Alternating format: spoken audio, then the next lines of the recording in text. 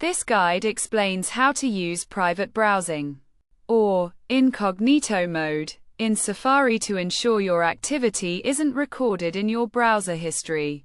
Start by opening Safari, where you should see the tab icon, represented by two overlapping squares, either at the bottom or top of the screen, depending on your device. Tap this icon to access your open tabs. Here, you'll find options to open a new page or tab, as well as the Private option. Selecting Private will display brief information about private browsing. Once ready, tap the plus symbol to create a new private tab.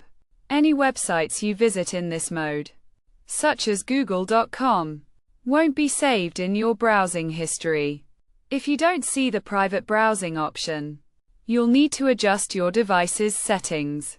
Open the Settings app on your iPhone and scroll down to Screen Time. Under Screen Time, locate Content and Privacy Restrictions, then tap into that section. Check the Web Content setting.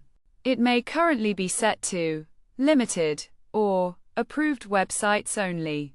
Change it to Unrestricted to enable private browsing. You might need to close and reopen Safari after making these changes.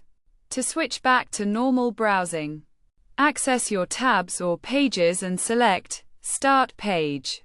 This will return you to standard browsing mode.